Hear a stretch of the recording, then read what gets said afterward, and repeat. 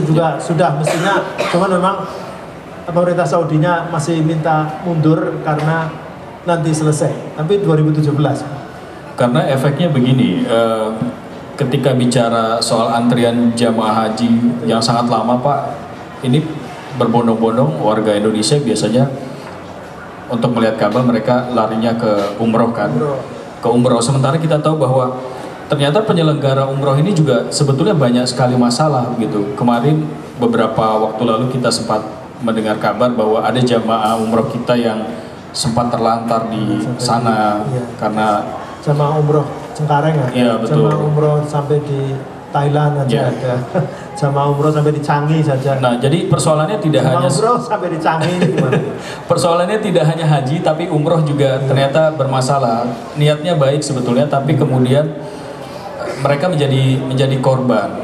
Nah, concern dari teman-teman di Komisi 8 khusus untuk penyelenggara ibadah umroh ini seperti apa pengawasannya Pak? Jangan sampai kemudian mereka tidak pernah ditindak semena-mena dan terulang kembali gitu.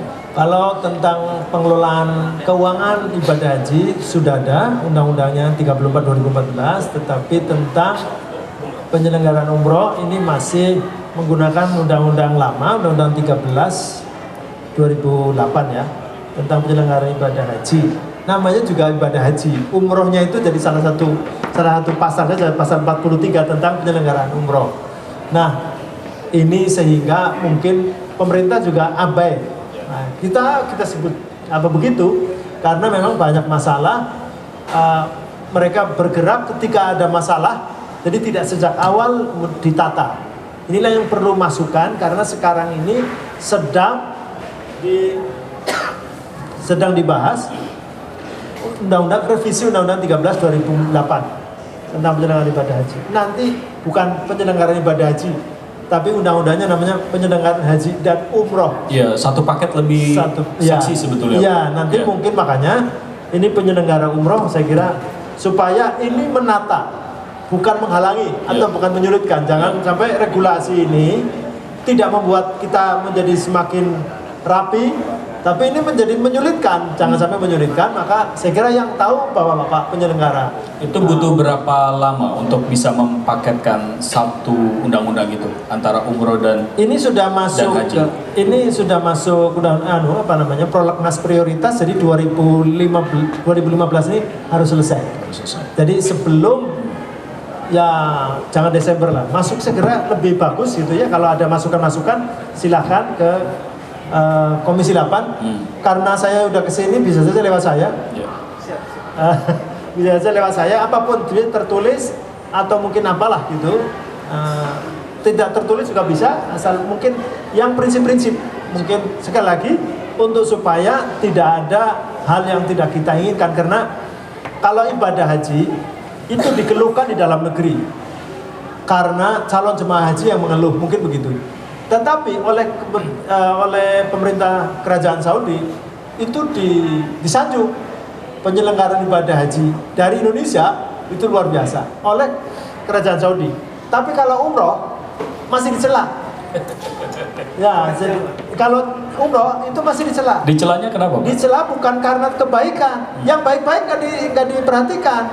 Jadi sesungguhnya penyelenggara umroh itu banyak yang baik-baik, yang mereka puas, ibadahnya baik dan sebagainya. Yang dicatat adalah yang sampai ke sana tidak bisa pulang. Yang sampai ke sana ternyata tidak bayar mitra travelnya di sana atau hotelnya di sana tidak dibayar dan seterusnya, jadi masalah.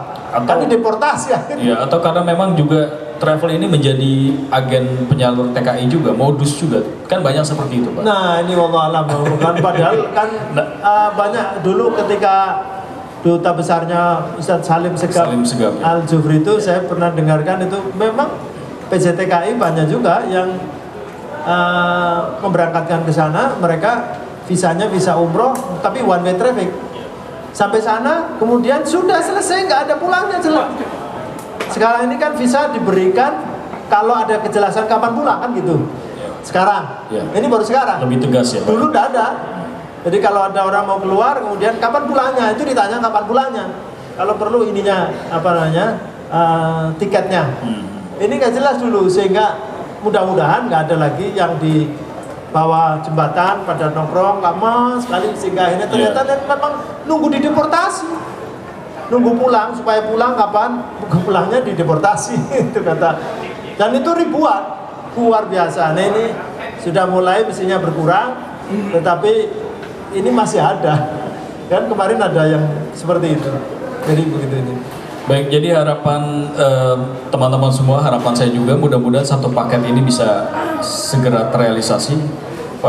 Bagaimana pengelolaan haji dan juga umroh ya Pak ya, sudah masuk ke prolegnas. Prolegnas tahun ini, tahun 2015. Ini ya? Jadi kalau tahun 2015 namanya prolegnas prioritas. Kalau tapi ketok palunya bisa 3 tahun kemudian. Enggak, kalau nggak jadi malu. Nanti kan dikritik masyarakat itu. Jadi 32 prolegnas ini, jadi DPR ini suka dari tahun ke tahun dari dulu catatannya adalah terlalu banyak membuat list atau daftar prolegnas yang ternyata yang di doc itu cuma berapa gitu, jadi nggak ada seperempatnya pun tidak ada, jadi ratusan. Nah sekarang yang ratusan itu 160 kalau nggak salah, 165 itu long list, itu nanti bisa panjang, tapi yang prioritas itu maksimal 32. Jadi 32, ini sekarang yang 32 ada. Kalau Komisi 8 ada penyandang disabilitas, kemudian penyelenggaraan ibadah haji, ini harus segera. Ya, kalau lihat TV Biru kemarin di list kan tuh ya, semua ada 100 lebih. Kalau ratusan itu angan-angan namanya. Angan-angan. Tapi baru 2 yang ketok palu, katanya begitu Pak. Kalau masing-masing ini harus semua itu di tahun ini minimal 2. Minimal 2. Setiap komisi. Setiap komisi minimal 2 harus ditutup. Baik, semakin menarik, tapi mudah-mudahan ini juga menjadi masukan yang menarik untuk teman-teman pengelola travel haji dan umroh, terutama semua yang tergabung dalam PHU ini, karena tadi Pak Fikri mengatakan bahwa ke depan optimis Pak ya, semua akan bisa ditekan selama ada audit yang transparan. Itu menjadi insya Allah saya kira masing-masing kita juga kan masyarakat perlu bisa ngawasi. Jadi pengawas itu tidak hanya Irjen atau BPK, tapi masyarakat juga perlu mengawasi, perlu memberi masukan-masukan. Jadi untuk lembaga keuangan yang tadi baru dibentuk ini BPK, tidak lagi di bawah Kementerian Agama, tapi di bawah OJK, Otoritas Jasa Keuangan, atau bagaimana? Independen. Dia independen, bukan Otoritas Jasa Keuangan.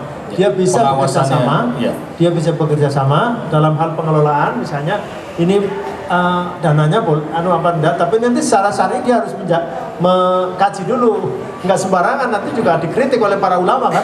Jadi kalau sekarang nggak ada kritik, kenapa? Karena nggak transparan.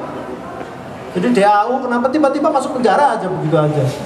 Jadi nggak ada transparansi, tiba-tiba nanti kemudian ini melanggar karena ada aduan, biasanya ada yang mengadu. Kalau yang mengadu biasanya yang tahu kan. Biasanya dari dalam, blok dari dalam, jangan-jangan karena nggak kebagian. Nah ini karena tidak sistem, kalau ditransparan susah. Masyarakat pun nggak bisa kritik. Bagaimana ini dana abadi umat ini, coba masyarakat mau akses, namanya pakai umat, tapi umat ini nggak bisa ngakses. Bagaimana cara? Itu kan dana saya dan kita kan umat, dana kita. Tapi mau manfaatkan gimana caranya? Nggak bisa. Umatnya lillahi ta'ala aja. Lillahi ta'ala, iya. Nggak kritis, menunggu lama gitu ya. Sebetulnya punya hak. Sesungguhnya mau kritisi, tapi nggak tahu kemana gitu. Kemana, bagaimana caranya. Itu digunakan bolehnya untuk apa saja gitu kan. Kalau kayak zakat, itu kan jelas tuh. Zakat itu misalnya nanti saya masuk dalam 8 asnaf itu, bisa itu. Misalnya masuk, misalnya gitu. Dan kita daftarkan calon-calon mustahik ke amil, misalnya kalau di sini Basnas namanya, itu bisa. Ya, kita punya komunitas fakir miskin, kita ajukan misalnya begitu. Nah kalau ini nggak bisa. Untuk apa? Ditasarufkan untuk apa? Itu nggak bisa. Jadi mengkritik gimana, memanfaatkan apa lagi? Nah, ini mudah-mudahan yang burang-burang begini, yang remang-remang seperti ini, yang abu-abu ini udah mulai ditinggalkan sedikit-sedikit. Namanya usaha. Jadi nggak bisa kemudian kita berharap wah nanti 2016 ini simsalabim semuanya beres. Ya tentu saya tidak akan janji begitu. Tapi mudah-mudahan menuju ke perbaikan. Jadi PHU ini harus nempel terus nih sama Wak Fikri ya, biar Oh siap. biar lancar semuanya ya. Baik, saya memberikan waktu untuk audiens, teman-teman media, para tamu undangan untuk berdiskusi langsung dengan Pak Fikri karena banyak sekali isu-isu dan permasalahan terkait dengan penyelenggaraan haji dan umroh. Silakan, saya berikan kesempatan ke media dulu ya, Mas Iman. Silakan dengan siapa, Mas?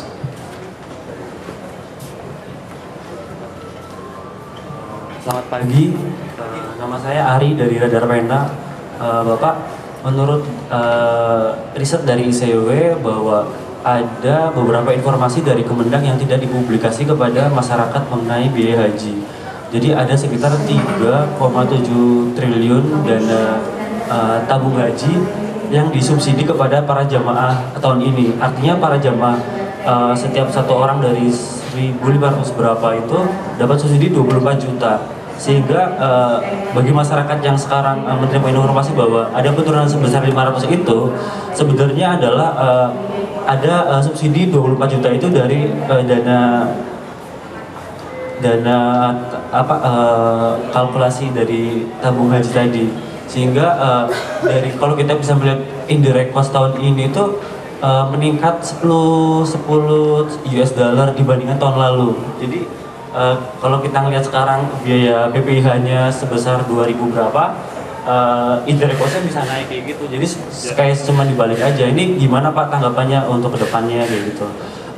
Kedua adalah kemarin kemudian telah mencabut 3 travel izin resmi. Di antaranya adalah kemarin yang membantu JMBI ikut bisa di sana di Arab Saudi kayak gitu. Nah dari DPR apa sih langkah khususnya misalkan dari kelompok pengawas KPHI itu mengatakan bahwa seharusnya ada tim independen khusus untuk mensurvei atau fokus pada beberapa travel yang nakal atau seperti apa. Jadi kemudian tidak hanya melakukan pelepasan izin setelah ada masalah saja kayak gitu. Nah, DPR seperti apa ke depannya? Baik, terima kasih Mas Teguh. Assalamualaikum warahmatullahi wabarakatuh. Sedikit saja Ustadz, hanya ingin konfirmasi apakah fungsi dari lembaga yang tadi disebutkan akan dibentuk itu juga akan memfasilitasi lahirnya semacam lembaga tabung haji di kita gitu. Karena setahu saya potensi kita jauh lebih besar ketimbang Malaysia, tapi Malaysia jauh lebih memiliki prasarana dan sarana yang lebih memadai bagi jamaah. Salah satunya lewat tabung haji itu. Nah, apakah sudah ada gagasan ke sana dan seperti apa blueprintnya? Terus yang kedua juga, dengan semua paparan yang juga tadi barusan disampaikan oleh rekan media dan juga kita tahu bersama soal dana abadi umat ini memang selama ini untouchable begitu.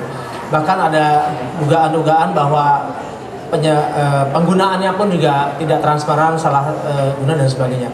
Nah, apakah dalam hal ini audit BPK yang sudah pernah terjadi itu memang masuk ke dalam penyelidikan hal-hal semacam ini, cuman hasilnya tidak diungkap atau seperti apa? Karena selama ini yang paling tidak yang saya ketahui dari hasil penelusuran Komisi 8 itu hanya menelisik mengenai praktek di lapangan ya, tapi belum kepada persoalan di dana abadi umatnya itu sendiri gitu. Yang sepanjang kita tengarai banyak terjadi ketidakberesan di sana. Itu saja. Assalamualaikum warahmatullahi wabarakatuh. Ada lagi di belakang? Oke, Pak Fikri, dua dulu ini. Tadi ada pertanyaan dari Radar Pena dan Mas Teguh soal ini sebetulnya sama saja karena memang kalau dihitung-hitung bagi hasilnya ya memang dialokasikan untuk kesini gitu. Pengurangan dari 502 tadi.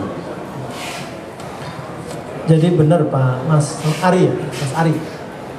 Tadi Mas Ari ya, ya Mas Ari dari Radar Pena. 3,7 triliun dan ada yang hitung sampai 24 juta subsidinya, saya tidak tahu persisnya. Jadi bahwa menggunakan namanya dana optimalisasi Mas. Jadi dana optimalisasi. Optimalisasi itu adalah menggunakan manfaat dari jamaah yang belum haji, belum berangkat maksudnya. Jadi sudah setor, tapi belum berangkat. Setiap bank penerima setoran itu sudah menyampaikan laporannya bahwa memang ada dana yang besar.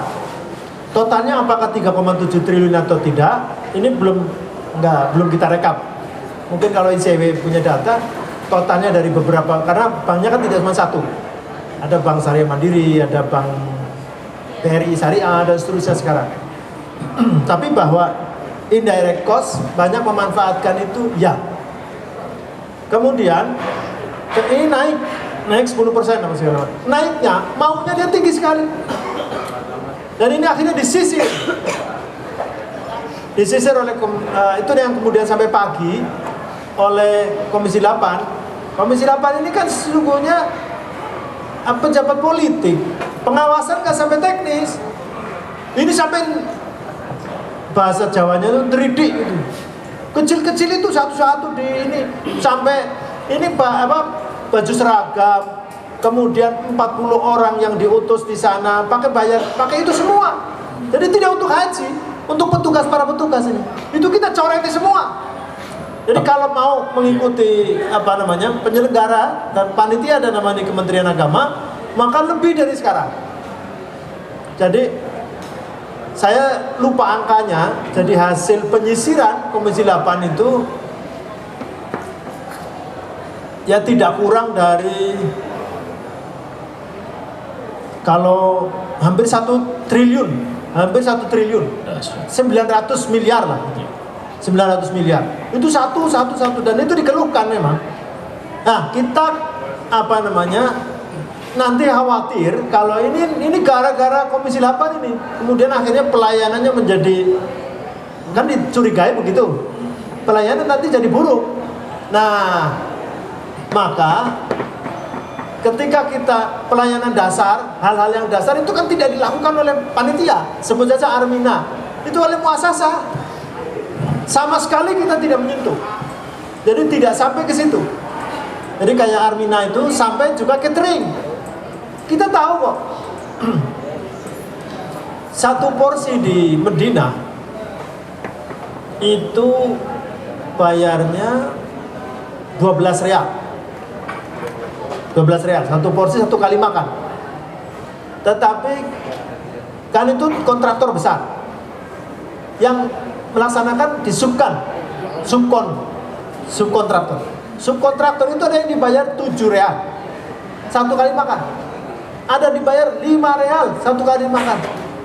Ini temuan kita, tapi nggak kita eksekusi. Kan itu lama diskusinya panjang dan seterusnya, dan kita dihantui ketakutan. Nanti jangan-jangan gara-gara pemotongan ini turun, kemudian makannya nanti menjadi kacau ini. Jadi ketahuilah bahwa catering tidak diapa-apakan. Jadi catering yang kita turunkan itu penerbangan.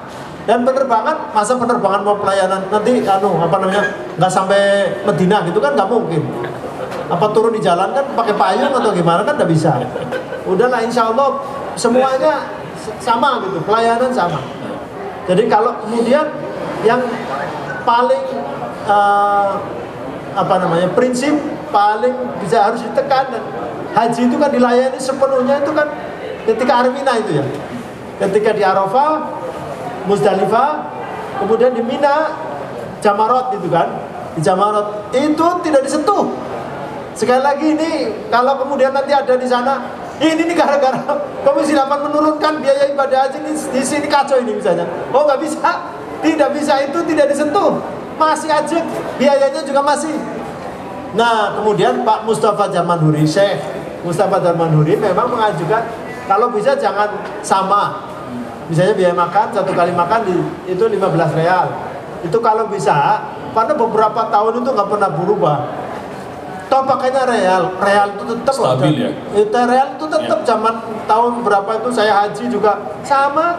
Coca-Cola itu 1 real, ya 1 real sampai sekarang 1 real. Yang berubah-ubah kan rupiah terhadap yang lain, terhadap nilai tukar lain kan, uang yang lain. Jadi sekali lagi mungkin kalau ada nanti isu atau mungkin kenapa pelayanan ibadah haji tahun 2015 ini jelek, ini gara-gara Komisi 8 menurunkan, bukan dari situ. Hampir semuanya indirect cost, betul tadi Mas Ari kalau mencermatinya dari indirect cost, betul. Dan ini kok naik, betul masih naik. Tapi maunya naiknya bukan sekian, bukan 10%, lebih dari itu. Kita nyisir yang kemampuan orang menyisir hanya itu. Jadi sampai 900 miliar mungkin lah kira-kira. Dan itu sudah kita ampun lah, bukan akuntan, ya, bukan orang yang kerja sepenuhnya. Kalau tuh ada akuntan di antara kita, itu kan sudah jadi politisi, yang global-global kan, yang makro-makro. Kalau sudah sampai kecil-kecil, itu yang pagi sudah sampai pagi, itu saya juga setelah itu masuk rumah sakit.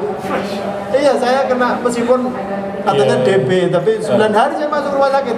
Kemudian pimpinan DPR, pimpinan Komisi 8 ada juga yang masuk rumah sakit setelah itu, karena berhari-hari itu. Jadi kalau ini tentang ini betul, jadi mungkin kalau ada ICW tentang angka-angka saya tidak hafal apakah betul 3,7 triliun atau tidak. Saya tidak tahu karena ini harus mengakumulasi dari beberapa bank penerima setoran BPS. Kemudian tentang ini kenaikannya sampai indirect cost naik, ya betul. Tapi kita sudah menurunkan hampir 1 triliun. Kalau mungkin lebih cermat dan orangnya pinter dan mungkin khusus kerja masalah itu mungkin lebih ini lagi nyisirnya, karena ada beberapa hal yang. Nah, ini tentu hanya penjelasan yang sudah. Selanjutnya seperti apa? Selanjutnya untuk 2016 semaksimal mungkin. Jadi ini kan pertanyaannya ke depan seperti apa? Ke depan semaksimal mungkin tidak akan menggunakan optimalisasi ini.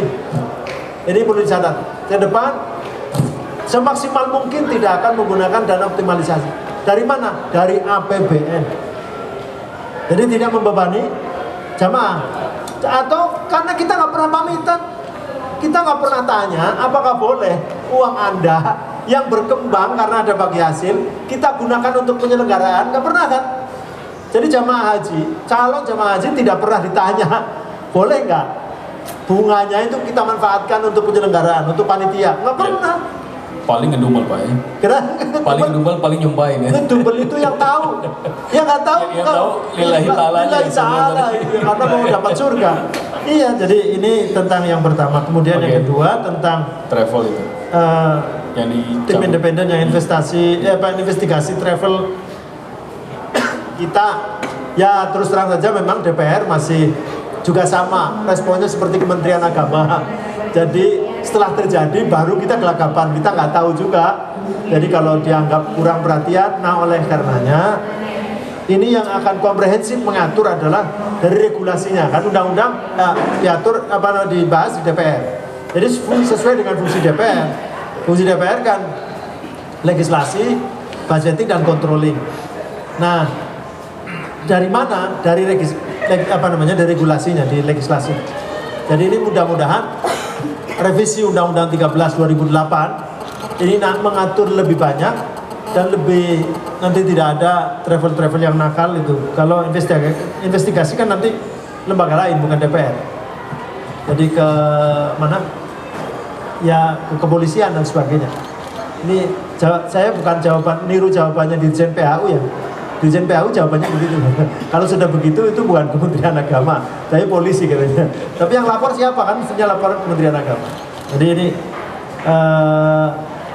ke depan tentang ini investigasi dan lain-lain, kita tetap ya pengen berharap, dan kalau berharap seperti itu lancar, berarti memang harus gandeng pihak lain. Dalam hal ini kepolisian, bukan untuk medeni bahasa Jawanya, nakut-nakuti bukan, tapi memang untuk supaya lebih teratur, karena korbannya kan masyarakat itu.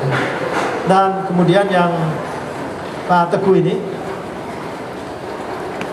fungsi lembaga BPKIH, apakah kemudian ini ada rencana fasilitasi sampai ke tabung haji? Sudah ada fraksi yang mengusulkan untuk tabung haji ini. Nah tapi ya kita biarkan untuk supaya nanti konsepnya seperti apa. Karena sekarang ini existing kan tidak begitu. Ke Badan Pengelola Keuangan Ibadah Haji, apakah seperti tabung haji? Bisa seperti tabung haji, sesuai dengan mekanisme nanti jalan. Jadi saya sampaikan kan ada kemungkinan investasi misalnya. Jadi tapi kan ini kan juga perlu keamanan.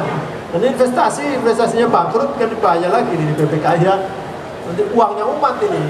Nanti jangan sampai uangnya kemudian dikelola dia, kemudian nanti